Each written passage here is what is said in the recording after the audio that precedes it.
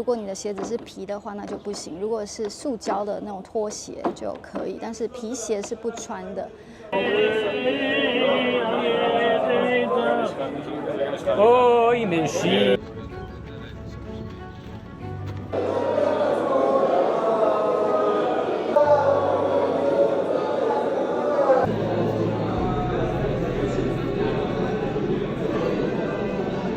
大家好，欢迎大家来到以色列美角的频道。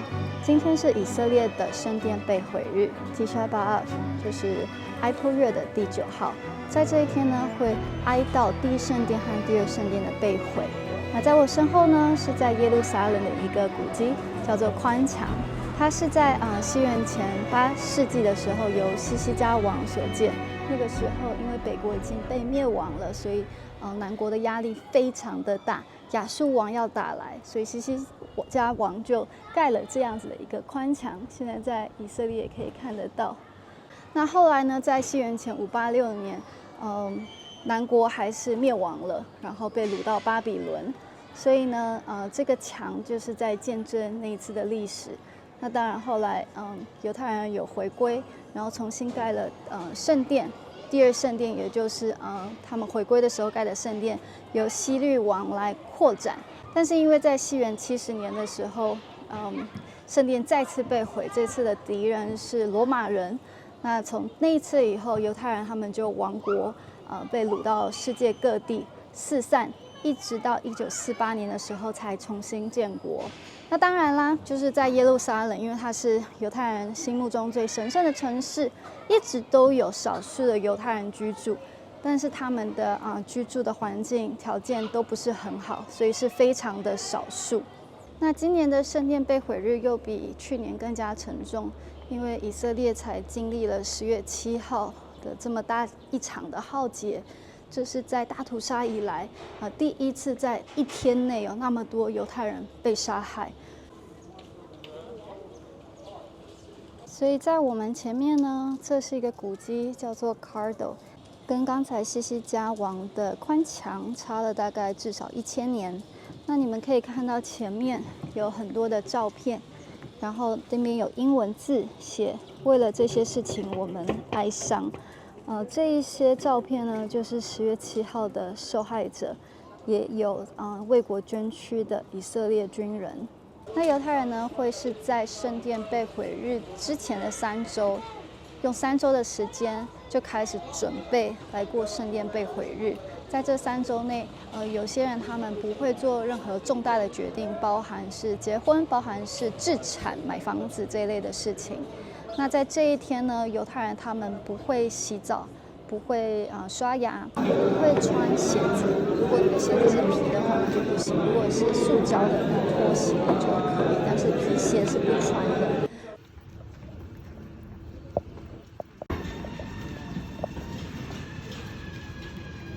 这是德律式的这个，应该是应该穿拖鞋。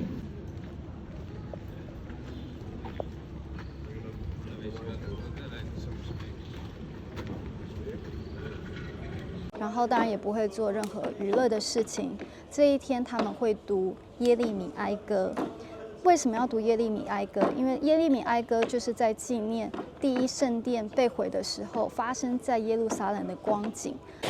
那因为是在哀哭，所以这一天餐厅、咖啡厅是不开的，像这间咖啡厅是关的，然后像前面的这些餐厅也都是关门的。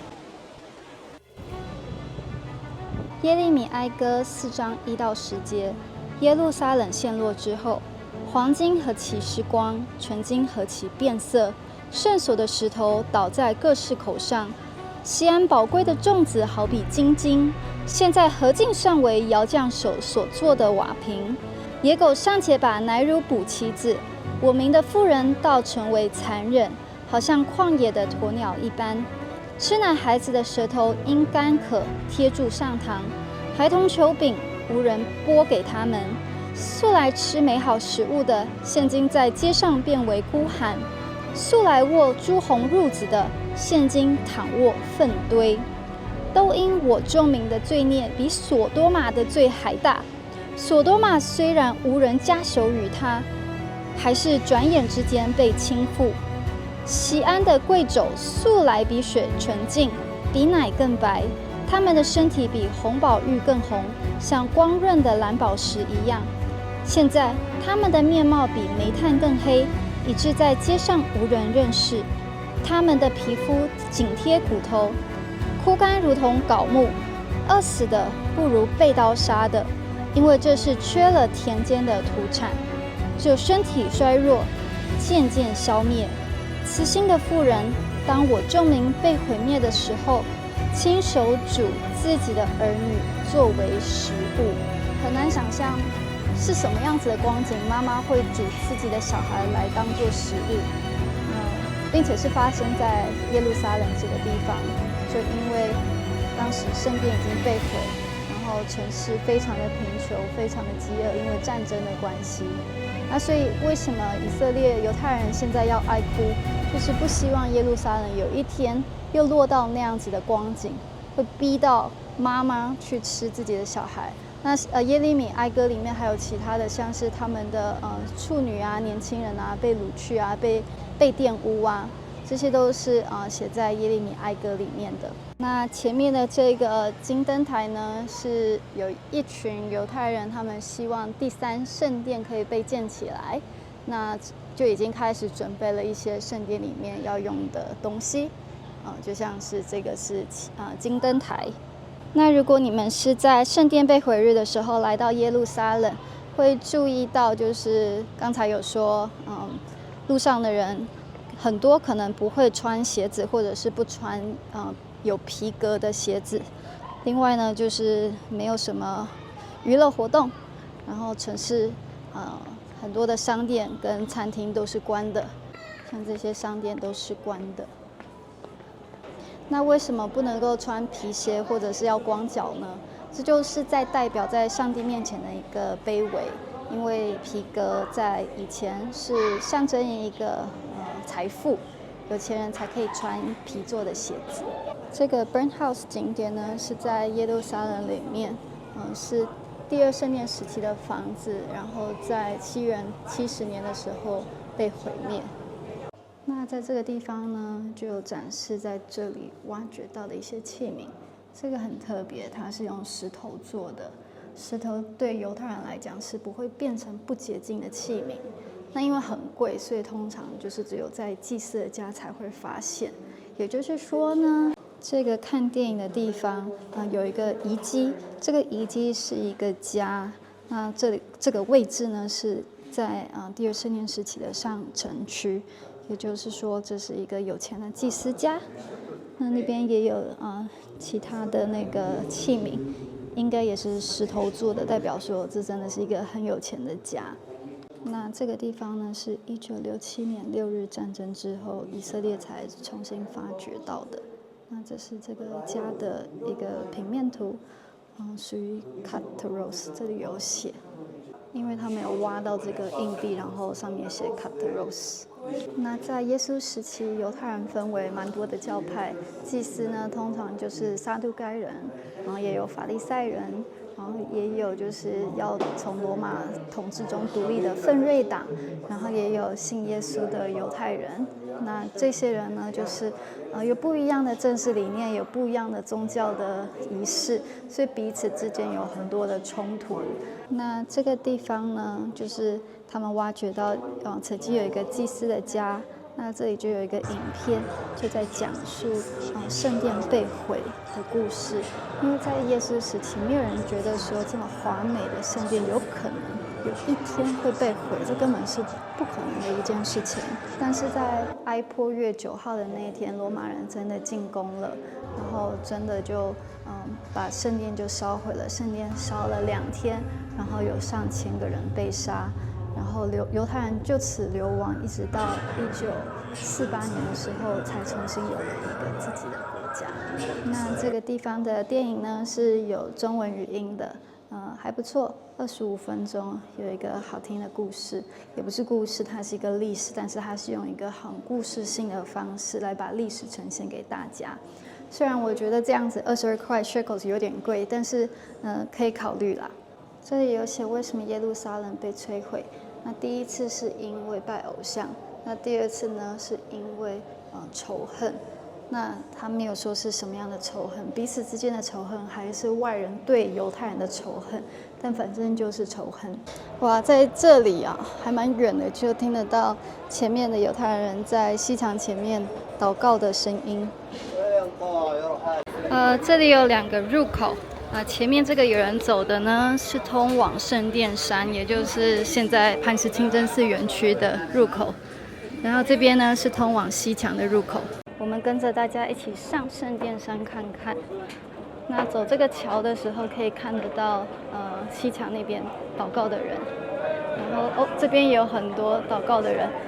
你们可以注意他们脚上穿的鞋子，或者是没有穿鞋子。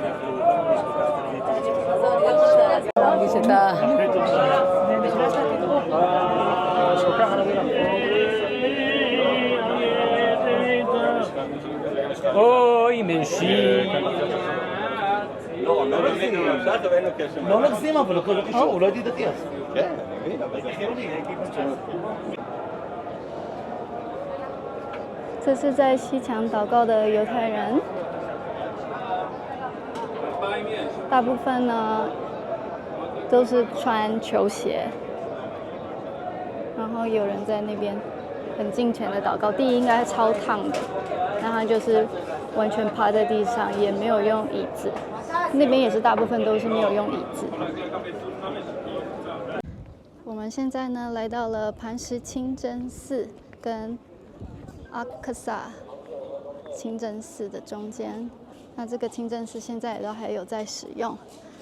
那我们呢现在穿这个样子的。那我们呢一进来呢就被给了这样子的衣服，把我们的所有的肌肤都遮起来。不是为了防晒，是因为他们不希望女生露出任何的肌肤，所以外国人也是同样要穿这样子的衣服。那圣殿山有非常多的警察，真的是非常多，比平常都还要多。只是我已经很惊讶了。第一个是原来在圣殿被毁日犹太人在这天还可以上来圣殿山。那第二个呢是虽然我们现在是11点6分，他还是让我们上来，只是提醒我们11点半的时候一定要准时离开。那这就是磐石清真寺，也就是有过去圣殿所在的位置，它下面就有一个基石，有些人就认为那就是过去圣殿至圣所的位置。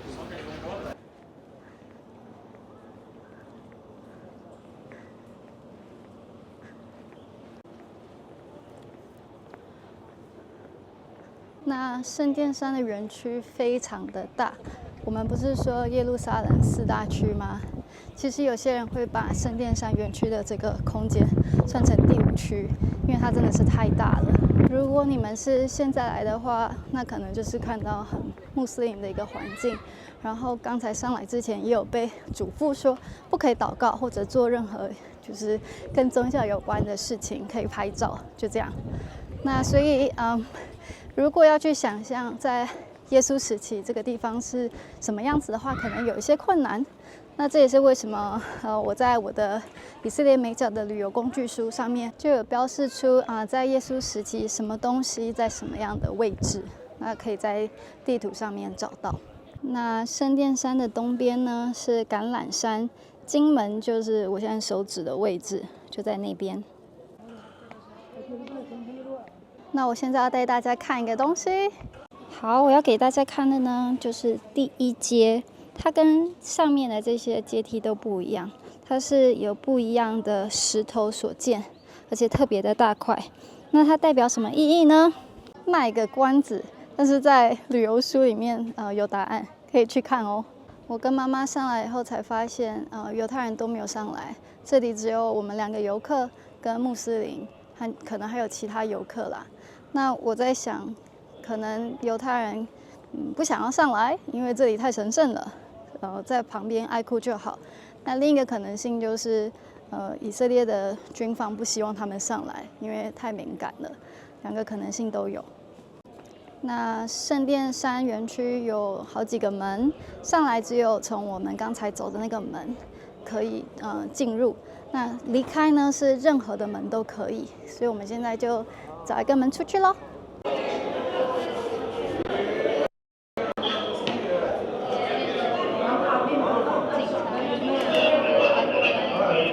在前面呢是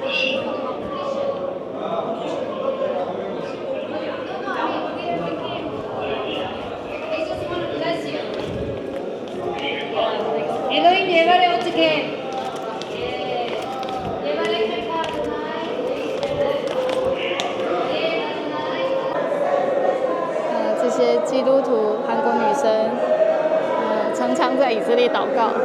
那这次呢是为以色列的军人在唱一些祝福的歌。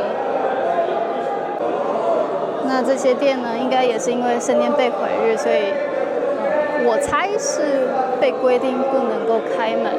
但这家店有开门，只是它不太可能有生意啦。然后他在抽水烟，那前面的人呢，就是犹太人坐在地上，为圣殿被毁在哀哭，然后有几个警察挡在那边保护他们，然后同时也是就是不让他们往前吧，我猜。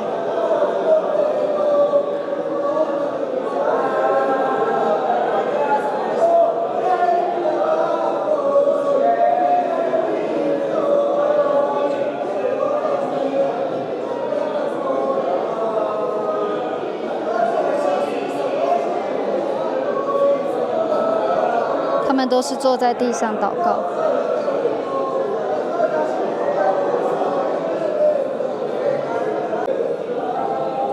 前面的这个男生他是哭到擦眼泪。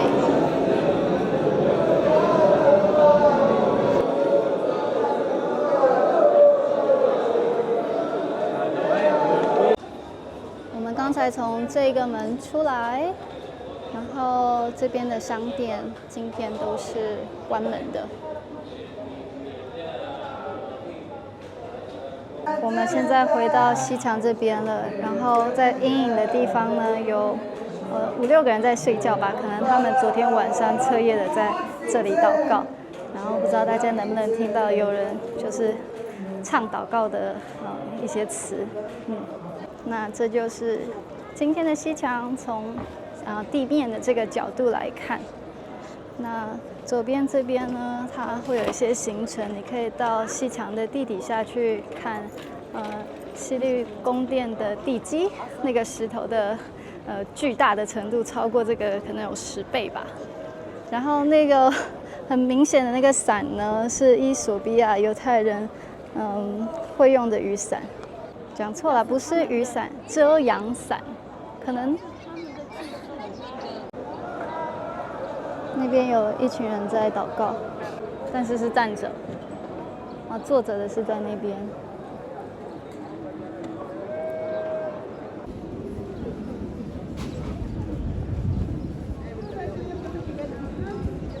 这里有一个人睡着了，可能也是昨天晚上祷告。以色列国旗好像是降半旗的样子。那犹太人呢是认为第一圣殿被毁是因为他们拜偶像。那第二圣殿被毁，他们认为是因为犹太人之间不合一。那在这个地方呢，有写今天晚上7点，会有一个为合一的祷告，就在西墙这边。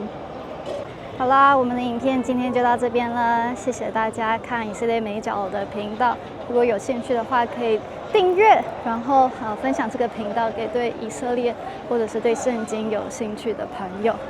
大家拜拜。